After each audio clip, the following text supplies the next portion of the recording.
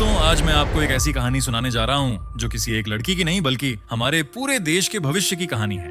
मिलिए प्रिया से, एक छोटी सी प्यारी बच्ची। वो हर सुबह उठती है, स्कूल जाती है, यूनिफॉर्म पहनती है, मिड डे मील खाती है और सरकार के आंकड़ों में प्रिया भारत की शिक्षा की सफलता का एक हिस्सा है।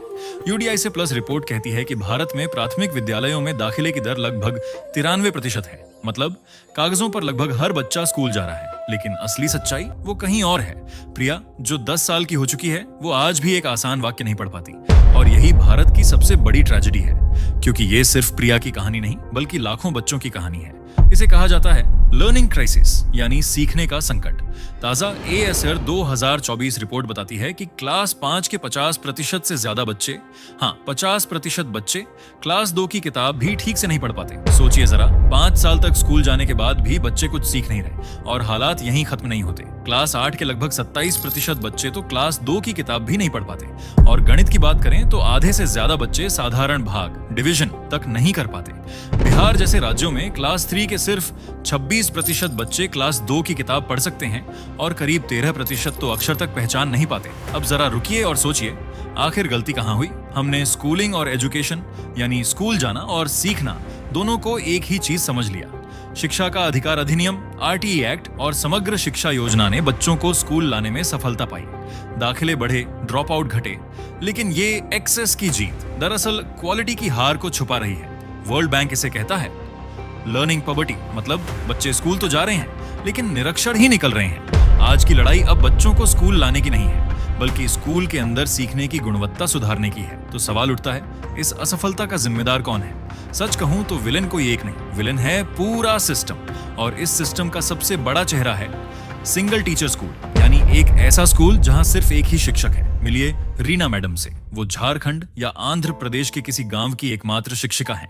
हर दिन जब वो क्लास में जाती हैं तो उनके सामने क्लास 1, 2, 3 और 4 सब बच्चे एक ही कमरे में बैठे होते हैं। अब जरा सोचिए, एक इंसान 4 क्लास को एक साथ कैसे संभाले? वो एक साथ शिक्षक हैं, एडमिनिस्ट्रेटर हैं, मिड डे मील की मैनेजर हैं और डेटा एंट्री ऑपरेटर भी वही हैं। रीना मैडम अकेली नहीं है। शिक्षा मंत्रालय के अनुसार भारत में 1,04,125 सिंगल टीचर स्कूल हैं और इनमें पढ़ते हैं 33 लाख से ज्यादा बच्चे।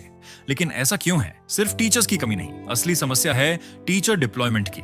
ज्यादातर शिक्षक शहरों में रहना चाहते हैं और सिस्टम उन्हें गांवों तक भेजने में नाकाम है। इसके साथ जुड़ती है ढांचागत इंफ्रास्ट्रक्चर कमी। यूडीआईएससी प्लस रिपोर्ट कहती है 88% स्कूलों में पीने का पानी है, लेकिन लगभग आधे स्कूलों में कंप्यूटर या इंटरनेट तक नहीं है। जिस दौर में हम आर्टिफिशियल इंटेलिजेंस और डिजिटल इंडिया की बात करते हैं, उसी दौर में हमारे लाखों बच्चे ऐसे स्कूलों में पढ़ रहे हैं जहां शायद बिजली तक नहीं पहुंचती। और अब आता है इस कहानी का ट्विस्ट। आपने सुना होगा कि शिक्षकों की कमी है, लेकिन क्या आप जानते हैं भारत में लगभग 8,000 स्कूल ऐसे हैं जहां एक भी छात्र नहीं है, लेकिन वहां पढ़ाने वाले शिक्षकों की संख्या 20,817। हर साल भारत की अर्थव्यवस्था को $53 बिलियन का नुकसान निरक्षरता की वजह से होता है और अगर यही हाल रहा तो विकसित भारत का सपना सिर्फ भाषणों में रह जाएगा। दोस्तों, असली लड़ाई यहीं हो रही है, हमारे सरकारी स्कूलों की क्लास 2 की चारदीवारी में, क्योंकि वहीं तय हो रहा है कि भारत भविष्य में एआई चलाएगा या फिर खुद ही पॉवर्टी के जाल में फंस जाएगा। राष्ट्रीय शिक्षा नीति NEP 2020 भी मानती है देश का भविष्य फाउंडेशनल लिटरेसी एंड न्यूमेरेसी पर टिका है। लेकिन जब आधे बच्चे क्लास 5 में पहुंचकर भी साधारण भाग नहीं कर पाते, तो क्या हम सच में डिजिटल सुपर पावर बन सकते हैं?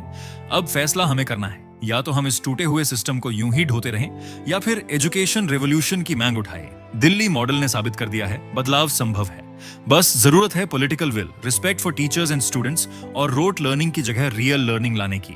4 बड़े कदम उठाए, जिसे उन्होंने कहा रिफॉर्म स्टैक। पहला स्तंभ सम्मान, डिग्निटी। उन्होंने स्कूलों की बिल्डिंग, क्लासरूम, लैब, फर्नीचर, यहां तक कि स्विमिंग पूल तक को नया रूप दिया। ये सिर्फ दिखावे के लिए नहीं था, ये था गरीब बच्चों को सम्मान लौटाने की लड़ाई। दूसरा स्तंभ शिक्षक और समुदाय को सशक्त करना। दिल्ली में शुरू हुआ मेंटर टीचर प्रोग्राम, जहां अनुभवी शिक्षकों ने बाकी शिक्षकों को नई तकनीक से सिखाया। साथ ही स्कूल मैनेजमेंट कमेटी को मजबूत किया गया ताकि माता पिता और स्थानीय लोग स्कूल का हिस्सा बने। तीसरा स्तंभ पाठ्यक्रम में बदलाव, माइंडसेट शिफ्ट। यहाँ शुरू हुआ हैप्पीनेस करिकुलम, जहाँ बच्चों को माइंडफुलनेस, सोचने की क्षमता और सहानुभूति सिखाई जाती है। क्लास 9 से 12 के लिए आया एंटरप्रेन्योरशिप माइंडसेट करिकुलम, जिसने बच्चों को जॉब सीकर से जॉब क्रिएटर बनने की सोच दी। चौथा स्तंभ बिजनेस ब्लास्टर्स। इस कार्यक्रम में क्लास 11 और 12 के 3 लाख बच्चों को 60 करोड़ रुपए की सीड मनी दी गई ताकि वो खुद का स्टार्टअप शुरू कर सकें। सोचिए, सरकारी स्कूलों में इतना विश्वास। दिल्ली मॉडल की सफलता किसी एक योजना में नहीं बल्कि इन चारों सुधारों की जड़ में है सम्मान, सशक्तिकरण, सोच और व्यवहार। अगर हर राज्य इसे अपनाए तो भारत की शिक्षा क्रांति सच हो सकती है। अब सवाल ये है, अगर हम सिस्टम नहीं बदलेंगे तो क्या होगा? भारत के पास दुनिया की सबसे बड़ी युवा आबादी है। इसे कहते हैं डेमोग्राफिक डिविडेंड। लेकिन अगर यही युवा पढ़ लिख नहीं पाए तो यही डिविडेंड डेमोग्राफिक डिजास्टर बन जाएगा। सवाल ये नहीं कि क्या ये मुमकिन है, सवाल ये है क्या हम इसे मुमकिन बनाना चाहेंगे? अगर हाँ तो वीडियो शेयर कीजिए। अपने राज्य की शिक्षा व्यवस्था से सवाल पूछिए, क्योंकि जो घड़ी टिक टिक कर रही है वो सिर्फ समय नहीं, हमारे बच्चों का भविष्य है। जय हिंद।